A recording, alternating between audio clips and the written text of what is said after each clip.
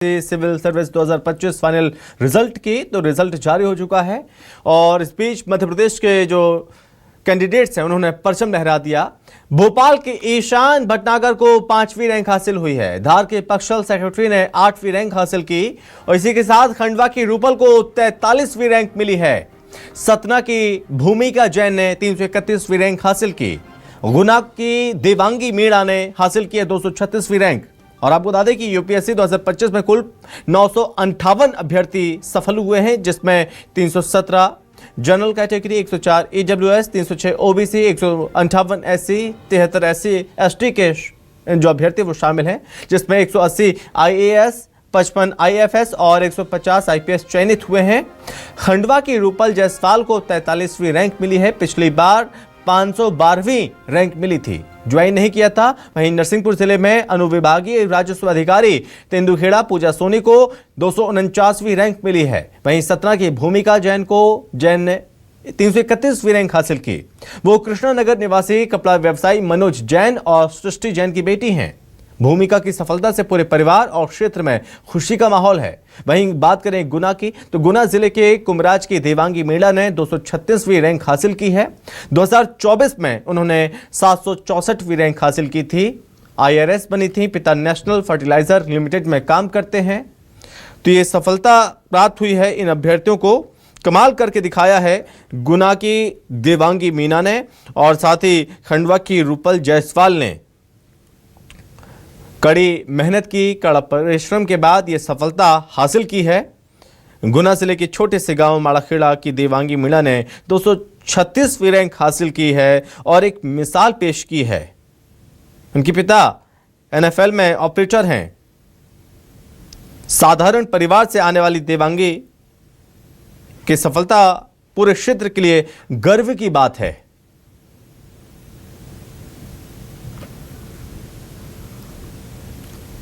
दरअसल UPSC civil service exam 2025 के नतीजों में मध्य प्रदेश के युवाओं ने शानदार प्रदर्शन किया है। भोपाल की ईशान ने टॉप 5 में जगह बनाई और बड़ी उपलब्धि हासिल की है। यूपीएससी के रिजल्ट में खंडवा की बेटी ने झंडा गाड़ दिया। ऑल इंडिया में 43वीं रैंक प्राप्त की है। आईएएस बनी। महादेवी नगर में रहती हैं रूपल जायसवाल। रूपल के पिता धनंजय जायसवाल कॉन्ट्रैक्टर हैं। कड़ी मेहनत की है, लगन से रूपल ने यह मुकाम हासिल किया है।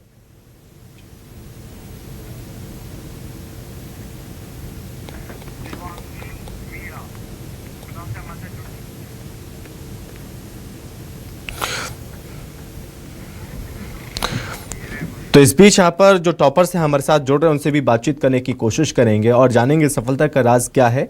सबसे पहले बात करेंगे देवांगी मीणा, जो कि गुना की हैं और इन्होंने हासिल की है 236वीं रैंक। हमारे साथ सीधे जुड़ गई हैं। सबसे पहले देवांगी, बहुत स्वागत है आपका और ढेर सारी शुभकामनाएं आपको इस कामयाबी के लिए। और क्या कहेंगी इस कामयाबी के पीछे की क्या राज है?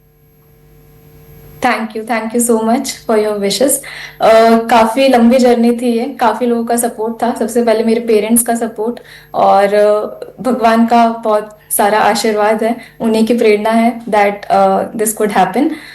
So this was it. Devangi, शायद आपका म्यूट है, आप तो अनम्यूट करिए, शायद वहां से म्यूट है, आवाज नहीं आ रही है। अनम्यूट ही है।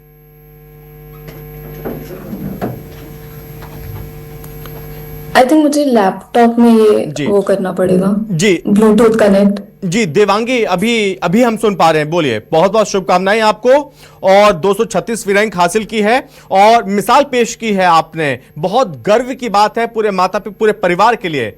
ये क्षण कैसा लग रहा है इस वक्त आपको? Thank you so much for your wishes. काफ़ी अच्छा लग रहा है। काफ़ी लंबा सफ़र था तो वो एक सक्सेसफुल कंक्लूजन पे आया, तो काफ़ी अच्छी फीलिंग है। और मेरे पेरेंट्स का बहुत सपोर्ट था। बहुत ही लंबी जर्नी थी क्योंकि ये, और गॉड की बहुत सारी ब्लेसिंग्स थी, भगवान का आशीर्वाद था। तो ये सब अच्छे से, मतलब एक ब्यूटीफुल क्लोजर मिला इतनी लंबी जर्नी को, तो इट फील्स नाइस। तो ये क्या फर्स्ट अटेम्प्ट था कि इससे पहले भी आपने कुछ अटेम्प्ट ट्राई किए हैं? ये मेरा सेकंड मेंस और सेकंड इंटरव्यू था। लास्ट ईयर मुझे इंडियन सिविल अकाउंट सर्विस मिला था इसी एग्जाम के थ्रू। ओके, तो कैसे और किससे प्रेरणा मिली आपको? ये बचपन से वैसे तो मेरे पापा का सपना था कि मैं सिविल सर्विसेज में आऊं, क्योंकि ये बहुत ही डाइवर्स प्लेटफॉर्म प्रोवाइड करता है कि हम समाज को डायरेक्टली कंट्रीब्यूट कर सकें। पहली प्रेरणा वहीं से आई। फिर मेरी ग्रेजुएशन दिल्ली यूनिवर्सिटी से हुई है, दिल्ली यूनिवर्सिटी के मिरांडा हाउस कॉलेज से। वहाँ पे काफी लोग प्रिपेयर करते हैं, हम क्लोजली और भी लोगों को देखते हैं, तो वहां से भी इंस्पिरेशन आई। साथ ही साथ मैं एक ऐसे क्षेत्र से आती हूँ जो काफी मतलब रूरल बैकग्राउंड है मेरा, तो वहां से एक इंस्पिरेशन आई कि अभी भी कुछ चीजें ऐसी हैं जो हमें करने की जरूरत है, तो अगर मैं सिविल सर्विसेज में आती हूँ तो मैं वहां पे प्रत्यक्ष रूप से अपना योगदान दे पाऊंगी। तो यही मेरी प्रेरणा थी। जो कि हम मिडिल क्लास फैमिली वाले हर छोटी छोटी चीज में खुशियां ढूंढ ही लेते हैं, और चूंकि अब आपकी ये इतनी बड़ी उपलब्धि है, अब आपने घर में जब बताया होगा, मम्मी पापा को पता चला होगा, तो कैसा कि यार किस तरह से रिएक्ट किया, क्या रिएक्शन रहा उनका? वो लोग बहुत ही खुश हैं, और लिस्ट में शायद मेरा नाम दिख रहा है, हाँ। But I think all of them have cleared it. सिर्फ मैंने नहीं क्लियर किया है, मेरे साथ उन लोगों ने भी क्लियर किया है। मेरा काम सिर्फ टेबल पे बैठकर पढ़ना होता था, बाकी हर एक चीज कुछ भी एकेडमिक्स हो, पापा तो मुझे डायरेक्टली ही एकेडमिकली सपोर्ट करते थे। हाँ। तो हर एक चीज उन लोगों ने मैनेज की है, तो ये उन लोगों की भी सक्सेस है। They have also cleared it with me. Okay, सफलता का राज क्या, कितने घंटे पढ़ाई किया करती थी आप? 8 से 10 घंटे तो ये एग्जाम मांगता ही है, बट मैंने कंसिस्टेंटली पढ़ाई की है। हाँ। तो इनिशियल अटेम्प्ट से मेरा प्रीलिम्स नहीं हो रहा था, हाँ। तो आई रियलाइज्ड कि बहुत ज्यादा घंटे देने की बजाय कंसिस्टेंटली हर साल के हर एक दिन अगर आप कंसिस्टेंसी के साथ 8 से 10 घंटा भी दे रहे हैं तो it would be more than enough. ठीक है, आप देवांगी हमारे साथ प्लीज लगातार बने रहिए, इस चर्चा को आगे भी हम बढ़ाएंगे, आपसे लगातार बातचीत करेंगे। लेकिन इस बीच हमारे साथ हमें ज्वाइन कर रहे हैं खंडवा से रूपल जायसवाल हैं, और जिन्होंने 43वीं रैंक हासिल की है। हमारे साथ जुड़ गए हैं सीधे रूपल जायसवाल। रूपल जी, बहुत स्वागत है आपका, ढेर सारी शुभकामनाएं आपको। धन्यवाद, बहुत बहुत धन्यवाद। कैसा लग रहा है? 43वीं रैंक आपको मिली है, कैसा लग रहा है? बहुत अच्छा लग रहा है, बहुत अच्छा। It's a dream come true for me. मैंने सुना था कि 22 लाख रुपए का पैकेज छोड़कर आपने यूपीएससी की तैयारी को चुना, क्या ये सच है? हाँ जी। इतना लगाओ, क्या सपना था, क्या सपना, वो सब जो सपना आपने देखा था वो सपना पूरा हो गया, हम ये मानकर चले अब? बिल्कुल, वो सपना पूरा हो गया है, बट अभी भी संघर्ष जारी रहेगा, क्योंकि सर्विसेज में आने के बाद जो इनिशिएटिव्स वगैरह लेने पड़ेंगे उसके लिए अभी मुझे और संघर्ष करना है। ओके, ये शायद दूसरा अटेम्प्ट है आपका? ये मेरा थर्ड अटेम्प्ट है। थर्ड अटेम्प्ट, यानी कि पहले आपने दिया तब नहीं हो पाया, दूसरा आपने दिया तब नहीं हो पाया, लेकिन अब आपको बनना आईएएस। एक करेक्शन है, आईएएस दूसरे अटेम्प्ट में भी मुझे सफलता मिली थी, 500 पार भी रहा, लेकिन आपका सपना आईएएस का था। हाँ जी। हाँ जी, लेकिन पहले और दूसरे अटेम्प्ट में क्या सीख मिली जो आपको थर्ड में हासिल हुआ कि तीसरे में मुझे करके ही मानना है, मुझे ये चीज चाहिए ही चाहिए एनी हाउ? सर आप रिपीट करेंगे अपना क्वेश्चन? मतलब कि पहला और दूसरा अटेम्प्ट जब रहा, उससे क्या सीख मिली आपको कि तीसरे में वो चीज काम आई आपके लिए? फर्स्ट अटेम्प्ट से तो मुझे पता चला कि जो सिविल सर्विसेज एप्टीट्यूड टेस्ट होता है सीसैट, उसमें मेरा क्लियर नहीं हो पाया था, जिसकी वजह से प्रीलिम्स में आई कुड नॉट क्लियर। तो उस पर मुझे काफी मेहनत करनी थी, ये मुझे फर्स्ट अटेम्प्ट से रियलाइज हुआ। साथ ही साथ मुझे ये भी रियलाइज हुआ कि prelims is only one part, mains पर ज्यादा फोकस होना चाहिए। और मेंस की तैयारी मैंने फिर फुल हार्टेडली स्टार्ट की अपने फर्स्ट अटेम्प्ट के बाद, और सेकेंड अटेम्प्ट में फिर मेंस में स्कोर मेरा ठीक था, बट मुझे ऐसा पर्सनली लगा था कि मैं और इम्प्रूव कर सकती हूँ, और मेरी रैंक भी अपनी उम्मीदों के मुताबिक नहीं आई थी। इसलिए फिर थर्ड अटेम्प्ट में मैंने अपनी सारी लर्निंग्स, जो दो साल की लर्निंग्स थी, उसको पूरे तरीके से उस पर और इम्प्रूव करके उसको और शार्प किया अपनी तैयारी को, और उसकी वजह से आज मुझे ये रैंक मिला है। ओके, रूपल, हमारे साथ लगातार गुना की हैं देवांगी मीणा, वो भी हमारे साथ जुड़ी हुई हैं। हालांकि उन्होंने 236वीं रैंक हासिल की है, वो भी कड़ी मेहनत की है, उनसे भी हम बातचीत लगातार कर रहे हैं। प्लीज आप बने रहिए हमारे साथ। एक बार फिर से अब देवांगी का रुख कर लेते हैं। देवांगी, लगातार रूपल भी जुड़ी हुई है, एक दूसरे को बधाई आप दे सकते हैं चाहे तो। अब समझना चाहेंगे देवांगी, आपने जैसे बताया कि आप दोनों कड़ी मेहनत की, 8-10 घंटे, इससे ज्यादा ही आप लोगों ने पढ़ाई की। अब चूंकि जमाना सोशल मीडिया का है और लोगों के हाथ से आजकल फोन नहीं छूटता है, फोन 10 मिनट के लिए रख दो तो भारी पड़ जाता है। ऐसे में फोन को दूर रखना, हाथों में किताबें लेना कितना ज्यादा भारी पड़ता है लोगों के लिए, और ये बताना चाहिए आपको उन अभ्यर्थियों के लिए जो तैयारी कर रहे हैं कि फोन बाद में, पहले पढ़ाई जरूरी है। देवांगी। जी सर, बिल्कुल। सोशल मीडिया हमारी लाइफ का पार्ट बन चुका है और काफ़ी लोग मतलब उसमें काफ़ी टाइम भी ज़ाया हो रहा है। बट मैं यही कहना चाहूँगी कि अगर आपका गोल निश्चित है, if you are very committed to your goal, तो आप कुछ भी करके उसे हासिल करेंगे ही। तो डिस्ट्रैक्शंस को भी हम लोग हटाते ही हैं, और मैं भी काफ़ी अपने आप को रिस्ट्रिक्टेड रखती थी सोशल मीडिया से। और साथ ही साथ सोशल मीडिया प्रोडक्टिवली भी यूज़ किया जा सकता है। हम उसके कुछ फ़ायदे भी हैं, तो अगर हम सही तरीके से उसको यूज़ करें तो उसके फ़ायदे भी हैं। बट यही है कि हमें अपने आप को सेल्फ रिस्ट्रेंट जो होता है, सेल्फ कंट्रोल हमको हमेशा बनाए रखना है। देवांगी, आपकी 236वीं रैंक है, कौन सी सर्विस चुनेंगी आप? Most likely I am expecting Indian administrative service only. Okay, क्या अभी हम मानकर चलें कि ये आपका प्रयास आगे भी देखने को मिलेगा, आगे अटेम्प्ट में? नहीं, क्योंकि आईएएस मेरा फर्स्ट प्रेफरेंस था, और जहां तक है मुझे मिल जाना चाहिए, तो ये मेरा आखिरी अटेम्प्ट ही होगा। आखिरी है, ओके। ठीक है रूपल, आप थोड़ा बताइए आपको क्या खास लगा? अब आपने 43वीं रैंक हासिल की है, हम आपसे क्या समझ में नहीं आ रहा कि पढ़ाई को लेके हम जानना चाहें आपसे कि कितना घंटे आप पढ़ती थी, क्या क्या परेशानी हुई है, उन चीज़ों को आपने फेस किया है, थोड़ा अपना एक्सपीरियंस शेयर करिए रूपल। जी बिल्कुल। मैंने हमेशा प्रीलिम्स से लेके पूरा इंटरव्यू की स्टेज तक कंसिस्टेंसी मेंटेन की है। हाँ। मैं कोशिश करती थी कि 8 घंटे रोज पढ़ाई करूं, पर कभी कभी 8 घंटे नहीं हो पाता था, तो कोई भी दिन वेस्ट ना जाए इसलिए मैं 3 से 4 घंटे पढ़ लेती थी। मैंने छुट्टियां कभी नहीं ली है इस प्रिपरेशन में, ये है एक चीज। संडे को भी I used to keep myself up to date with newspaper और रिविजन, टेस्ट सीरीज, ये सब कंसिस्टेंटली मैं करती थी। तो एक जो सेट रूटीन होता है उसको फॉलो करना बहुत जरूरी है। और जहां तक चैलेंजेस की बात है, तो डेफिनेटली जब फर्स्ट अटेम्प्ट में मेरा प्रीलिम्स नहीं क्लियर हुआ था, तो मुझे ऐसा लगा था कि क्या कमी हो रही है। तो काफी टाइम लगा मुझे ये रियलाइज करने में कि काफी और मेहनत करनी पड़ेगी, क्योंकि कंपटीशन काफी टफ है। तो मैंने और ज्यादा मेहनत करी, और अपने जो टॉपर्स होते हैं, जो मेरे फ्रेंड्स हैं जो ऑलरेडी सर्विसेज में हैं, उनसे सजेशंस लिए, एडवाइस लिए, उन सबको इनकॉर्पोरेट किया। तो काफी चैलेंजिंग जर्नी तो थी, but ultimately hard work page of. Okay Rupal, जैसे आपने बताया कि आप पढ़ाई करते रहे इतने घंटों तक, और अदर एक्टिविटीज, क्या खेल कूद क्या पसंद नहीं है? क्या अगर आपने खेल कूद किया तो कौन कौन से खेल आप खेलते हैं, खेलना पसंद करते हैं? उस दौरान क्या आपने कुछ इस तरह की एक्टिविटीज भी लगातार की हैं क्या? एक्चुअली मैं स्पोर्ट्स पर्सन तो नहीं हूँ, बट मैं रेगुलरली योगा और प्राणायाम करती हूँ। स्ट्रेस दूर करने के लिए, ताकि स्ट्रेस भी ना हो और इजीली पढ़ाई भी हो सके।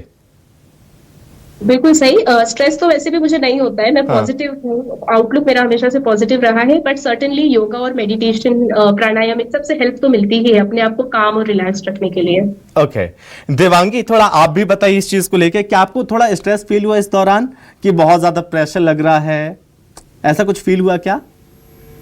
क्योंकि ये जर्नी थोड़ा सा लंबा है और अनप्रिडिक्टेबल भी है, तो ये बहुत जाहिर सी बात है कि थोड़ा बहुत स्ट्रेस तो आता ही है, और जैसे जैसे एग्जाम पास आता है तो और स्ट्रेस थोड़ा सा बढ़ता जाता है।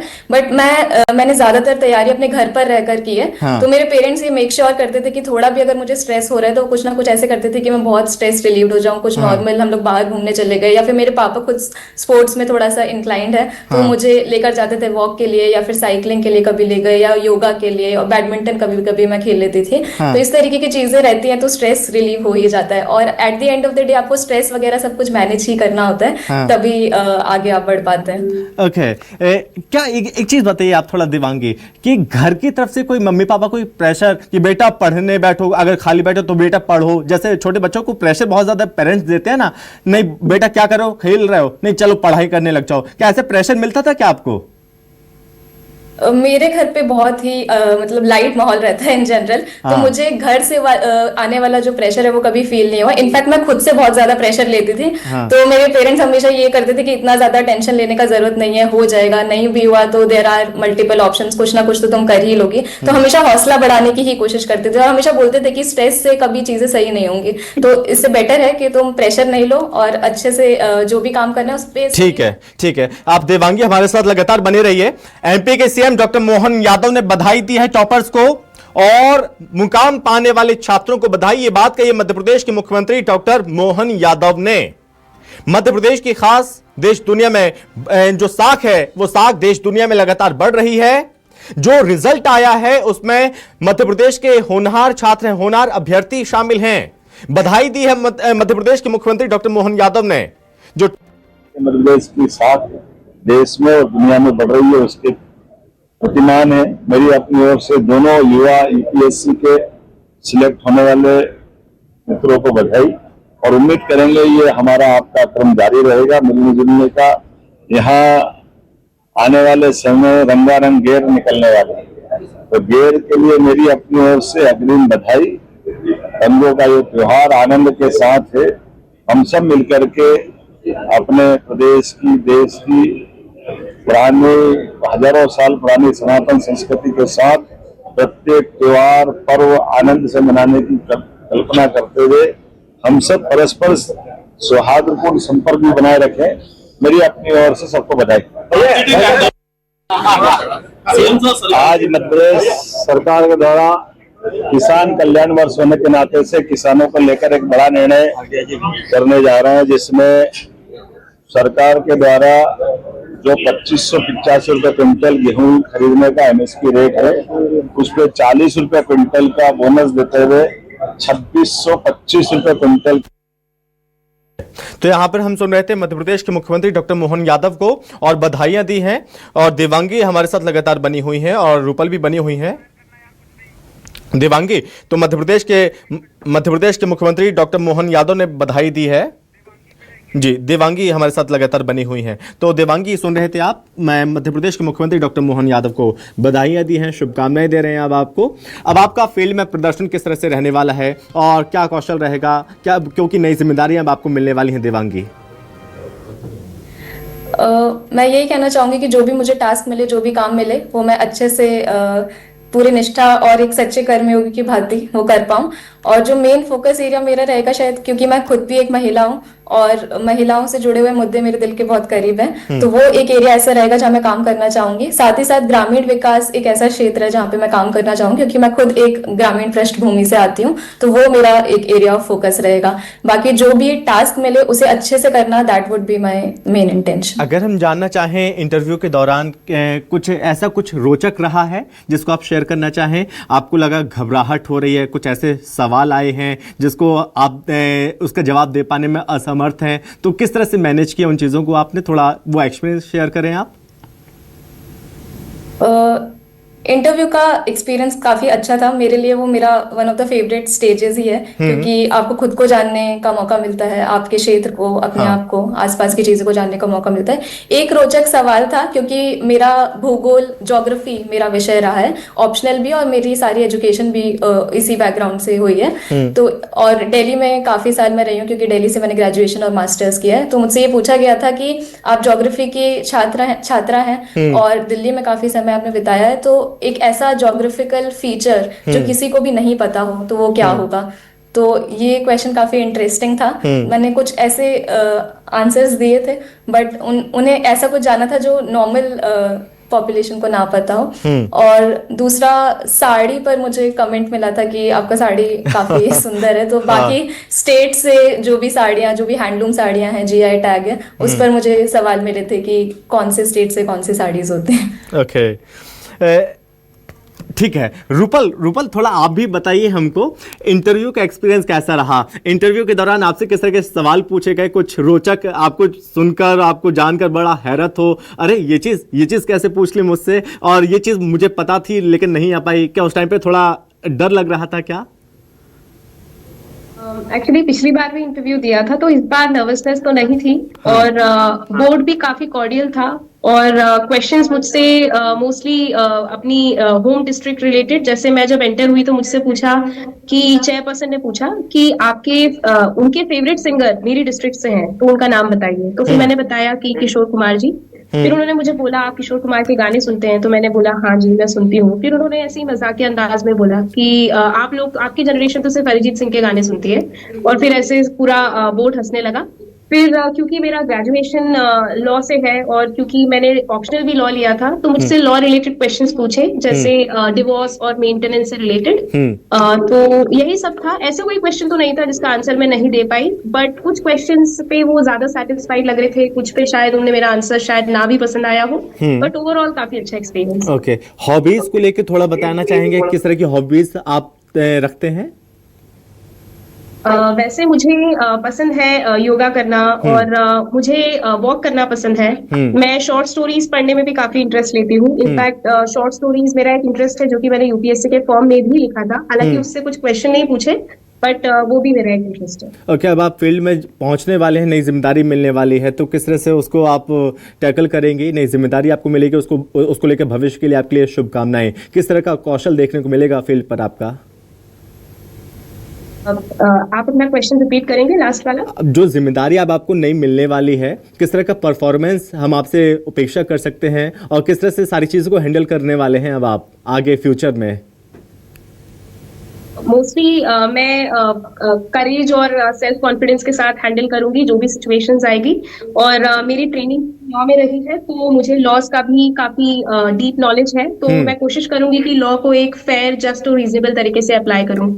ओके, आखिरी चीज देवांगी आपसे, उसके बाद मैं रूपल आपसे भी आखिरी चीज, क्या मैसेज देना चाहेंगे आप बच्चों को जो तैयारी कर रहे हैं अभ्यर्थी, उनके लिए, जो यूपीएससी का सपना देख रहे हैं उनके लिए, क्या मैसेज आपकी तरफ से देवांगी? मैं यही कहना चाहूंगी कि आप जो भी डिसाइड करें, उस जरूरी नहीं है कि सिविल सर्विसेज हो, जो भी आपका चॉइस ऑफ फील्ड हो, उसमें पूरे लगन से, पूरे निष्ठा से, अच्छे से 100% एफर्ट्स डालें। और success can not be denied, it can only be delayed. तो हमें ऐसा लगता है जब हमारे लो मोमेंट्स होते हैं कि शायद ये पॉसिबल ही नहीं है या ये नहीं होगा, बट एंड हमेशा अच्छा होता है अगर आपके एफर्ट्स कंसिस्टेंट हैं। और जो लर्निंग है उसे एक लर्निंग की तरह ही लीजिए। मतलब हम लोग ऐसे बहुत प्रेशर बना लेते हैं एकेडमिक की, इतना मार्क्स आना चाहिए, बचपन से ही बहुत ज़्यादा वैसा टाइप का प्रेशर रहता है। तो जो आर्ट ऑफ लर्निंग है उसे हमेशा एंजॉय करिए, और हमेशा अगर आपके एफर्ट्स में ईमानदारी है, सच्चाई है, तो आपको रिजल्ट जरूर मिलेंगे। ओके, यानी कि ईमानदारी और मेहनत ही आपको उस मुकाम तक लेकर जा सकती है। रूपल, आपसे भी, चूंकि अब आप दोनों को आज इस वक्त लाखों लोग सुन रहे हैं न्यूज़ 24 के माध्यम से, जो लाखों दर्शक हमारे देख रहे हैं, उनमें कई ऐसे बच्चे हैं, कई ऐसे अभ्यर्थी हैं रूपल, आप लोगों को सुन रहे हैं, उनको क्या मैसेज आपकी तरफ से रूपल?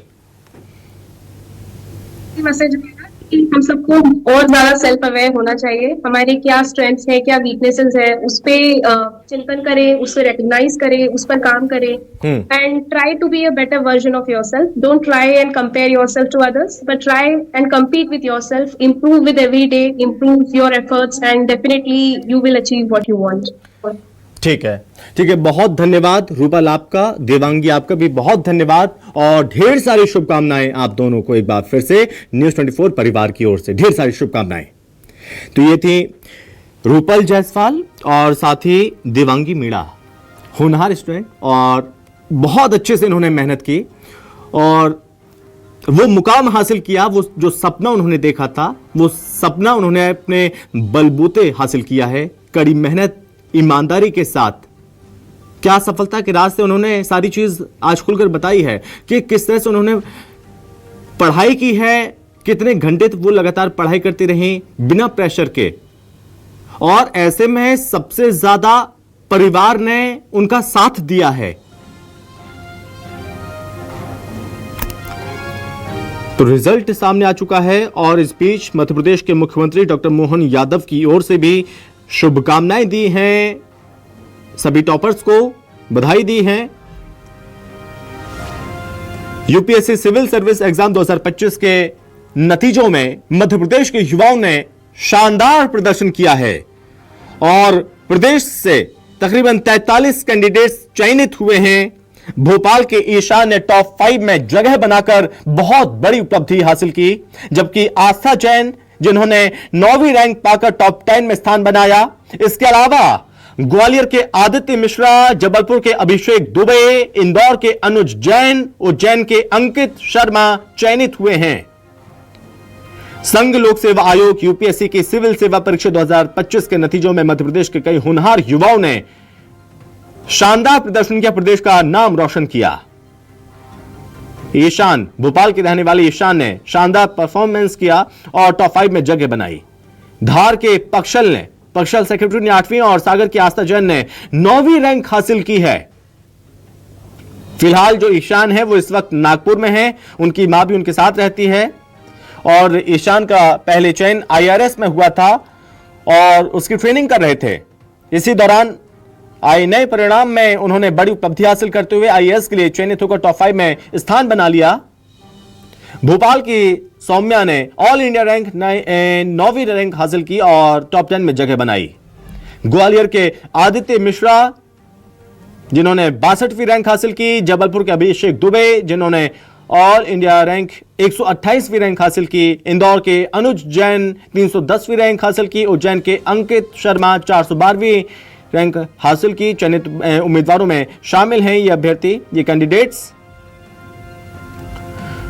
रीवा की बेटी समीक्षा द्विवेदी जिन्होंने यूपीएससी के टॉप 100 में 56वीं रैंक हासिल कर प्रदेश का नाम रोशन किया और हार नहीं मानी, तीसरे प्रयास में सफलता हासिल की।